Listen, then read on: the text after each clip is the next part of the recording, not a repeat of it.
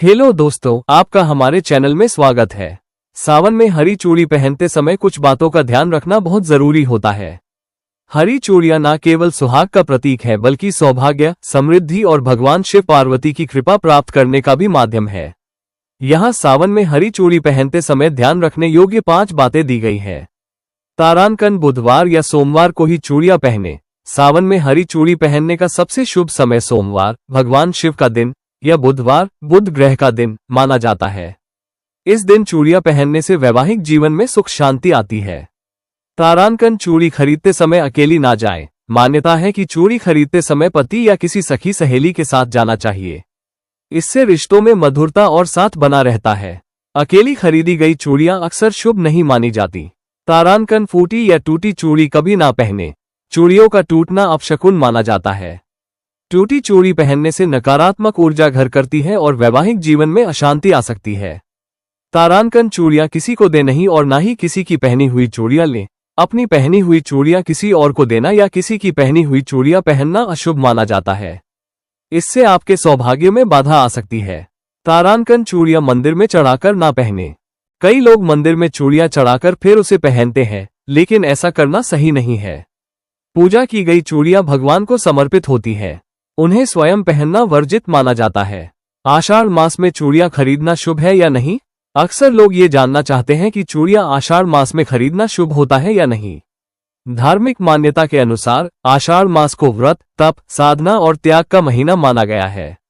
इस महीने में भौतिक सुख सुविधाओं से अधिक आध्यात्म पर ध्यान दिया जाता है। आभूषण, कपड़े, श्रृंगार की वस्तुएं जैसे कि चूड़ियां, मेहंदी, बिंदी आदि को इस मास में अत्यधिक मात्रा में खरीदने या पहनने से बचना चाहिए, क्योंकि यह महीना धैर्य और संयम का प्रतीक है।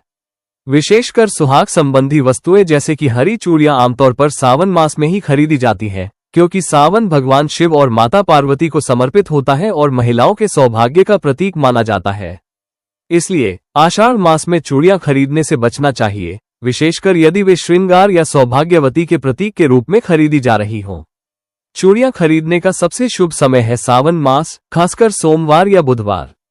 सावन में चूड़ियों की संख्या और पहनने की दिशा। सावन में हरी चूड़ियां पहनते समय उनकी संख्या और दिशा, हाथ या दिशा से आशय का भी विशेष महत्व होता है। यह न सिर्फ धार्मिक रूप से शुभ माना जाता है बल्कि सौभाग्य और ऊर्जा संतुलन से भी जुड़ा है।